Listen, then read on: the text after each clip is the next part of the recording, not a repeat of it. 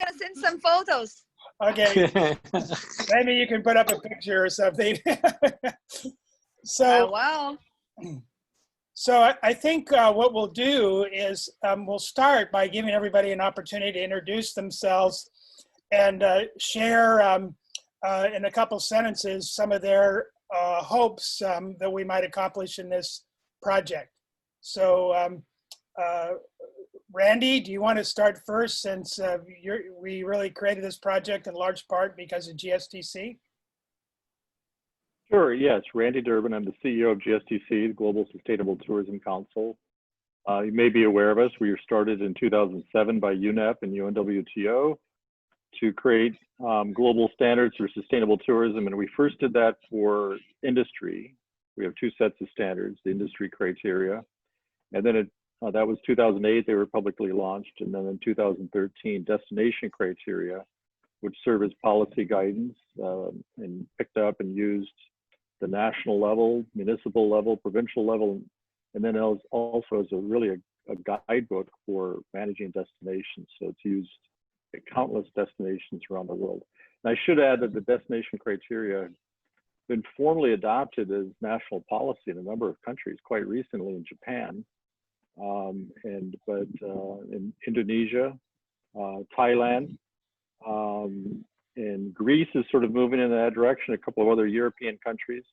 So it's used, around the world. And we've been doing some assessments for about 8 years.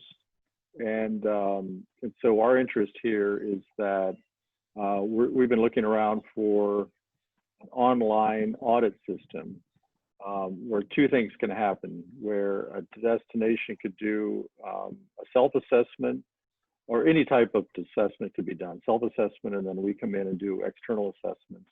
And then it could feed into certification, because one of our activities then is also to accredit the certification of destinations. So there's only a few entities in the world doing that. The leader in that really is Green Destinations, based in the Netherlands, and we've accredited them, so we work very closely with them. So we're not competitors with these certification bodies. We're the accreditor of certification. So we provide guidance on how to certify and so forth. So those entities will either use our standard, the GSTC criteria, directly, or they'll use their own standard that is compliant with the GSTC criteria. We call that GSTC recognized. So for green destinations, for example, they'll certify a destination either directly to the GSTC criteria or to their standard, which includes the GSTC criteria but expands upon it. So all of that has just been done offline. So we're very keen to get digital data flows moving online throughout the process for a destination to, the early stages of their working on sustainability. Again, self-assessments, external assessments, and all the way through to certification. So we can get a holistic system that's there from start to finish in a destination's journey that will just make the quality of everything better all the way through the line and reduce costs. So thank you, Dave, for your leadership in this, and happy to be with you all. I'm in Korea, so 11 p.m. I'm later than you, Long. Wow. Okay, Alan from UCF, why don't you go ahead? From Korea all the way to Orlando. No, I'll keep this short because most of you know my background, but this is really for Randy's benefit. So I've been in the US 8 years now, came over here in 2012. Prior to that, I was in, and I'm the Visit Orlando Endowed Chair in Tourism Marketing here, in addition to being Associate Dean and COVID Specialist and Disaster Recovery, which is at the moment. But no, I came here in 2012. Prior to that, I was at Bournemouth University in the UK. And my first engagement with the sort of certification side of sustainability was through Green Globe, which for 2 or 3 years was based in Bournemouth through Jeffrey Lippman, who I'm sure you've met on your travels. Let's say I've seen the good, the bad, the ugly, and the opportunity of certification through that domain. But that certainly, it sort of clashed with my background, which has primarily been in destination marketing and management. I've always worked with cities, municipalities, governments, etc. And I was interested, you mentioned Japan. Randy, I was in Japan this time last year with a delegation from the US Chamber of Commerce, which was a connection with the Japanese government to look at hospitality and tourism education in Japan, because as I'm sure you're well aware, they're very traditional in their education system. So bringing this in to the sort of modern day is quite an achievement. But we were with, I can't remember his name, but the director of the Japanese Travel Commission, which was really interesting. What's my engagement with this? I've known David and the team for probably 2 or 3 years now. UCF, we're trying to position UCF as the hub for the assessment, for education, and essentially the whole sort of support system, I guess. And I think the challenge, I'm very excited. I think I saw Justin's demonstration of his app probably about 5 or 6 weeks ago, and bearing my cynicism perhaps of some of the certification systems out there, that's as excited as I've been for a long time, seeing the potential. It was like, that was my wow moment. It was like, this is something, this really is a step change in how these things can go forward. And I think the frustration, which I'm sure all of you share, is finding some resource so we can actually launch this properly and actually make the thing a going concern. But excited and particularly pleased to see you, Randy. I've heard many good things from many people. So thank you. Joe Tankersley, our futurist. Hang on. Okay, there we go. I'm unmuted. Good morning, everybody. So I'm Joe Tankersley. I run a consultancy that provides strategic foresight services to a wide range of clients, primarily those interested in creating what I call positive change. In a previous life, I spent 20 years at Walt Disney Imagineering, where, among other things, I helped set up and run their strategic foresight group. And so my interest in all of this is that beyond the certification programs and the tactics, you have to address the bigger issue of what's the story that a community believes in about their future. And working with Dave and Alan and Justin, particularly in New Smyrna Beach here in Florida, it became really obvious that without that kind of infrastructure, that narrative piece, it's really hard to get people to adopt these plans and really stick with them. So that's where I come in. That's my interest. I'm primarily focused on how do communities generate a better vision for themselves as a future. How do you get all of the members of the community involved, particularly those who don't think there's anything like climate change, bringing them into that conversation, because I think we have to do that. So that's where I come in all of this, and I'm fascinated by the work that everyone's doing and willing to contribute however I can. Great, thank you, Joe. Let's go back to China with Princess Long Long.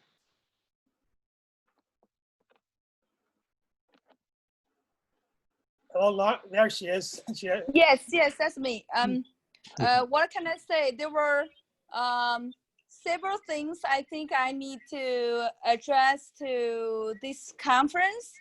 A very important thing is multicultural. The multicultural ecological future world. That is something, that is the word that we, President Xi Jinping, want to build up probably in Highland. We did some research with, I actually have an early discussion with Richard. We have did some research about Hainan and Zhuhai, several cities in regarding to launch our current project in China. Myself, not just a performer, but I'm also a writer. I have written like 5 fairy tales mythology based on Chinese culture and fairy tales. So I have also organized my team, my financial and also entertainment team in China. We are doing the proposal recently for to building up the fairy tale park in a certain area. So we have did research for selection where to build it up. but we found out Hainan is the perfect place to go. Therefore, I'm flying out to Hainan province tomorrow to meet with the local government officers over there to do some preparation with my team. So, I mean, I have, it's my fortunate and honor to meet all of you international professionals where Blue Community, I'd love to work with each one of you to see how we could develop this together. This is my dream, and whatever I can do in China can support, I will do my best. And I myself not only a performer in the a writer, but also I'm a businesswoman. I have a master's degree in the business, so I understand international business very well, and I understand both cultures. So that can easy all of you guys if you want to have a future plans in China. So and that's what I can see up till now. I mean, Blue Community is a great platform for us to work together. And I love David Randon, Richard Jordan, all of you, your people, you've been doing very important things for humanity. So I would love to see what I can contribute for not only my project, but also all of your projects all over the world as well. And you had mentioned that you have 2 projects, one in China and perhaps one in Monaco, where is Oh, Monaco, I've already arranged that. Yes, Monaco, right after the coronavirus, you know, now is the peak time. Right after that, I'm going to fly to Monaco because we've already arranged the funds over there to, you know, purchase a hotel, that kind of stuff, to set up everything over there. Because Monaco is a right place to go. It's very multicultural. I believe personally, I believe that Monaco is a transformation for future world. It's a very good place to transfer, especially have a big influence in Europe. So that's why we're gonna start from there. So in addition to Florida, we have an opportunity to maybe use this model in both China and Monaco. Yes, yes. Who else hasn't had a chance to share yet? Someone different. Well, I mean, Long suggested that I participate today because I have been advising her. Let me introduce this Alfredo Jefferson. He's my partner, and he's also has been, you know, advisor for me for UN affairs for has been like more than 5 years. And Alfredo Jefferson has been worked for UNDP for a long time, 35 years.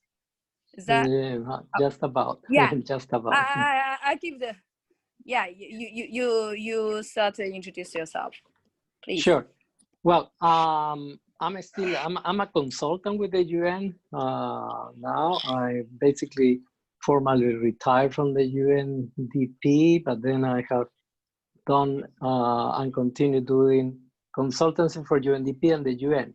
So everything that I have heard so far, I mean, it fits in, you know, within the context of some of the areas that UNDP obviously is very concerned, has to do with the concept of sustainability. And I have before represented the UN system for 10 Caribbean islands, so I can appreciate the concept of destinations and how, you know, a certificate of this destinations could be an interesting outcome, particularly with what is happening around with this pandemic issue, no? There is a lot of work ahead, and I guess for the time being, and we'll listen and read your proposals, and eventually through Long, I could give some further inputs to hopefully to make sure that the outcome that you guys are thinking has my inputs of my UN experience. Great, thank you. You're welcome. Richard Jordan, we haven't heard from you. Right. Well, as most of you know, have spent most of my life at the United Nations, literally over 40 years. My particular interest, of course, I was the officially elected rapporteur at the Lanzarote Conference on World Tourism in 1995, where we created the Lanzarote Declaration. Dave and I, of course, and all of you have been working on various aspects of tourism here in Florida. My particular interest, of course, having visited China 18 times and teaching students virtually now with much greater success, actually, than live at the United Nations. My interest is in President Xi's concept of the shared future of humanity. And how tourism, if promoted correctly, can certainly facilitate dialogue, conversation, and awareness of other cultures and civilizations. So that's basically my my input. Great, thank you, Richard. Justin. Hello, Justin. Sorry, I was on mute. How's everybody doing today? Everybody here pretty much knows me, except with the exception of Princess Long Long and our new friend today. How are you today? My involvement in this has spanned probably since 2014. Dr. Randall and I have been trying to figure out the best way to collect data from hotels and destinations and put it into a format that is manageable, shareable, engageable with stakeholders, with people in charge of collection of the data, the everyday data or the data over time that shows us how we're progressing, how we might be able to improve in certain ways. But for me, growing up in Charleston, South Carolina, where tourism is a vital part of every single aspect of living there, being there, visiting there. It's become very important for me to look at tourism as a way to improve all aspects of a destination, with the food, the water, the energy use, how we're treating cultural relics, how we're treating cultural materialism as it unfolds in the modern day, and how we pay attention to history. Collecting all that data for me is a matter of creating a new situation for transparency on another level, and allowing people who are involved to feel more accountable for the types of data that they enter, and we're, you know, tying it back to Joe Tankersley, if we're going to look at a future together, we should do it and use metrics that are all agreed upon, that will help us all move forward in a more educated manner, and not you know, throwing what we call spitballs. You know, we want to constantly be improving in a way that that everyone understands. It's one thing to improve, but it's another thing to be able to convey those improvements to everyone involved, so that people can inject their own creativity, inject their own vision, and then we can work on this together. So to me, it's a matter of improving the environment, but it's also a matter of creating better avenues of communication amongst everybody involved.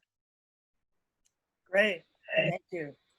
So there's a couple people that are not on the call that will be participating in the team. Sylvia Barbone, the founder of the PM4SD project. She's currently working with a long-term project in Saudi Arabia. Ben Gill, who was the one that implemented the One Planet Living for Villages Nature in France, is going to be part of what we're doing. And Rebecca Tobias, who is certified in PM4SD, has done the One Planet Living training, was our conference coordinator for our first Blue Community conference. So she kind of touches all bases and has a degree in cross-cultural communications and has traveled the world quite extensively as a research assistant for George Lucas in the Indiana Jones, Young Indiana Jones series. So she's familiar with a lot of culture too. And she's also specialized in indigenous programs at the United Nations. So she's going to be a good coordinating, networking person for the project as well. In terms of the team charter to start with, it's pretty self-explanatory, so I don't think I need to go through the whole thing, but I want to see if there's any aspect of it that any of you have any questions or concerns, or any of you have recommendations for changes or additions.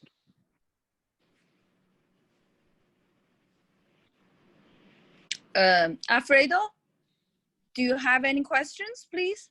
At this stage, not really. I would like to, to analyze more, but I mean, the ideas that you have sent me long, so perhaps I could even send them in writing eventually.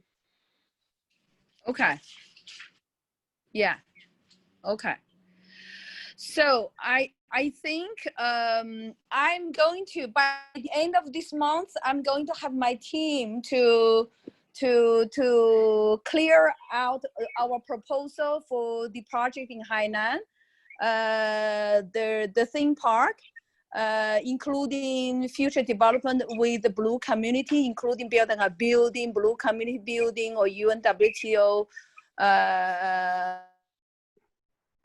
Hold on, I have a phone coming. Sorry, a Blue Community building. We have something in the plan as well, but also Blue Community Summit in China, in Hainan. This is all on our plan.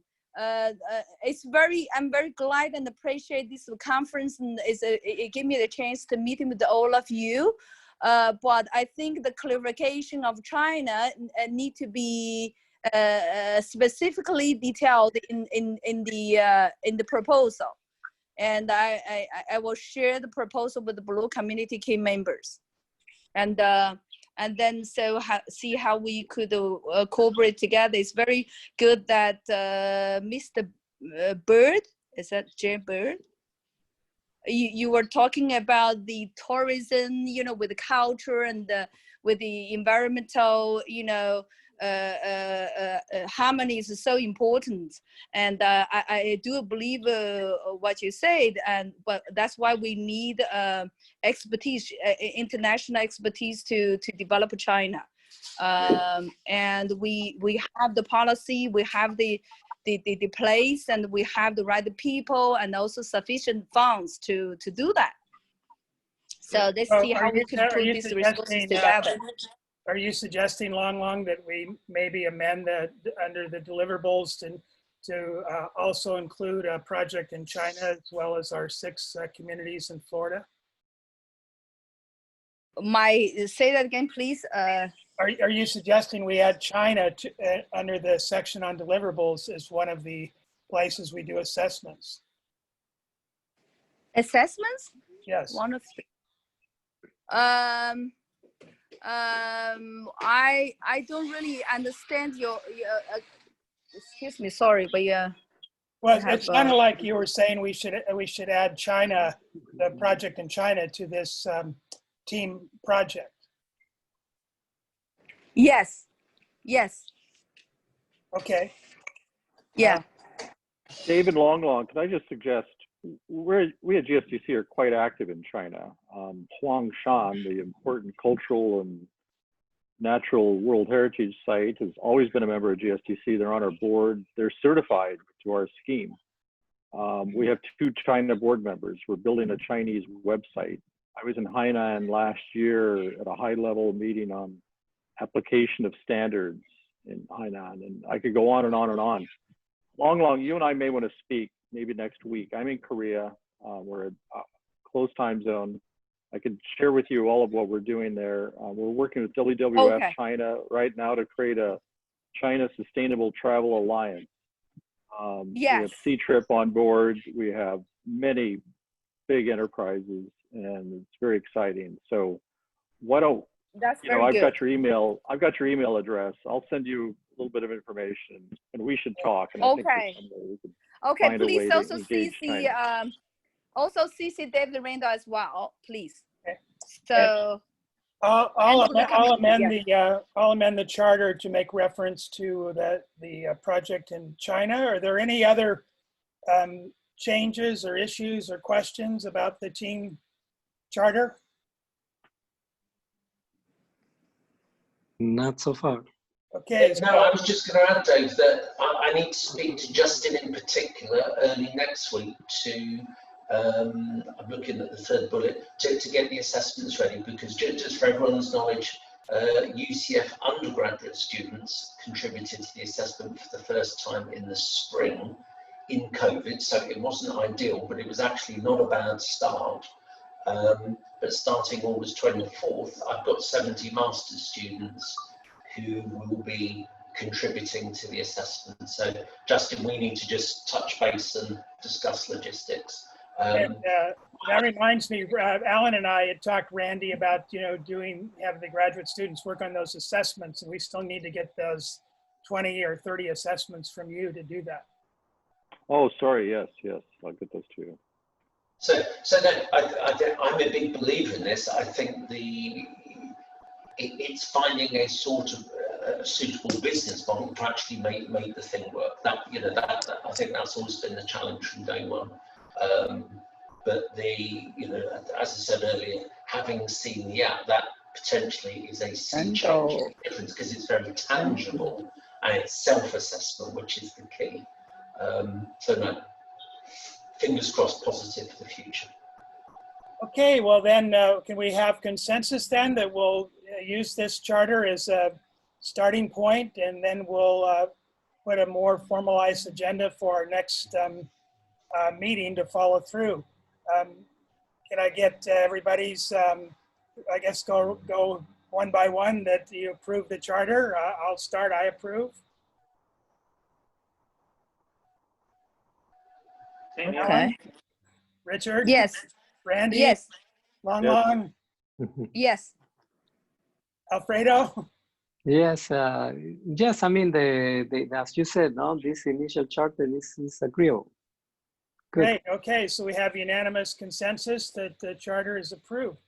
So we've got a few more minutes. Questions, comments, or other thoughts anybody has before we conclude our meeting today? I have a question for Randy.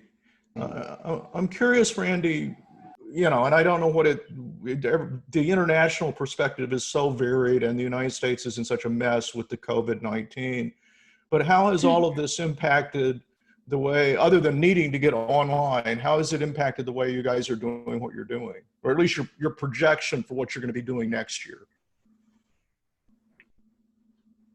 Well, interestingly, well, we work with government and industry, and industry is just at a standstill, of course, in the travel industry. And sadly, a lot of the foot soldiers in the sustainability world have been furloughed or reassigned. And so that's a sad element for sustainability in general. But some of them are already starting to come back online at some of the larger enterprises, TUI, for example, in Europe. But government has, you know, I would say that government has only been waking up in the past 5 or 10 years that tourism should be managed at all. And that momentum is continuing, and we're engaging more this year with government than we ever have before. And I would attribute that to two things. One, the great awakening just in the past 10 years that tourism should indeed be managed. And secondly, COVID-19 actually helps, I think, in terms of some of these agencies are kind of on pause because they're not interacting with industry so much. They can work on some long-term planning. So I'm rather encouraged that on the public sector side, we continue to move in the right direction. And industry, you know, I mean, it's going to be a real challenge because, I mean, they're in survival mode and they have to be concerned with hygiene and germs more than plastics in the short term, just for their business survival. But there's also a lot of good signs that once they get back on their feet, they'll kind of continue down the right path. Well, that's encouraging. And I think one of the things that those of us in Florida could really benefit from is more of that perspective from outside, because in my cynical opinion is Florida is a train wreck in the process of happening when it comes to tourism. And I am a little bit concerned that it's going to be really hard for us to get the industry interested in any of this when they come back. I could be wrong. Hopefully I am.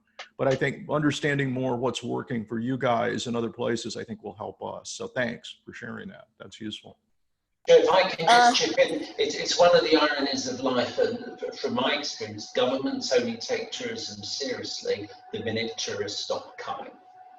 My wake up was in about 2000 when Britain had foot and mouth disease, which decimated much of tourism. And I was telling my students, if it wasn't for what essentially was an agricultural disaster, Britain would never have the tourism it's had in the past 20 years. It would never have had the London Olympic Games, because the structures, the funding, the whole thing really changed in a shock reaction to there's no tourism. And I'm just hoping Florida has the same reaction here, because I'm like you, Joe, I'm a little bit cynical, but I think the naivety of some people in Florida, I think the view is if Disney opens, people will just come, and they're not. They're clearly not.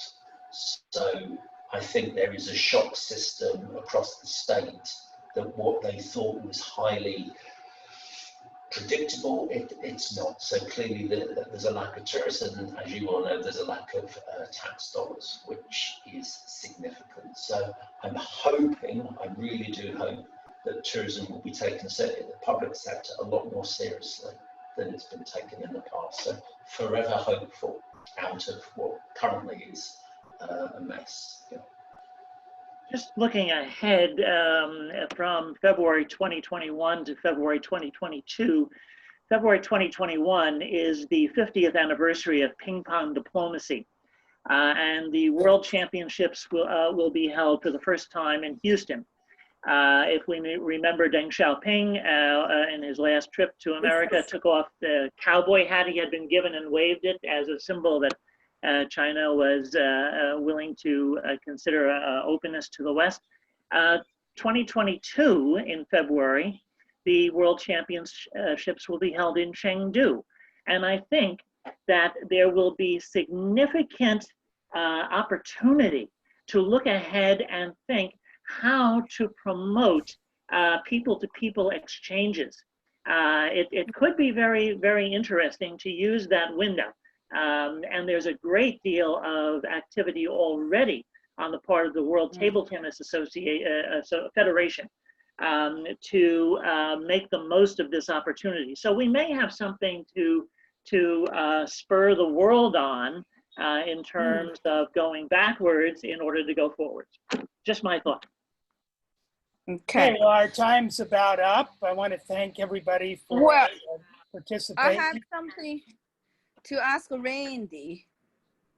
Can I have the final question, please? Yeah, we've got 1 minute left and our time's going to go. Okay, Randy, I see you have a great experience with the cruise line. We do have many cruises that need to manage in Hainan province, and actually I'm meeting with the owner tomorrow. So I would like to see how could we cooperate together. Yeah, let's be in touch. I'll email you. I think we should talk next week. Yeah. Okay. And, okay. Sylvia, who didn't join us today, has also been involved with Royal Caribbean Cruise Lines, particularly, and has a lot of information on that as well. Long. Good. Right. We want to bring. Thank you, everybody. We want to bring more cruise and buy more cruise as well. So that's another thing. All right, everybody, have a great day. You too, David. All right. Bye-bye. Thank you. Bye. Thanks, everyone. Bye.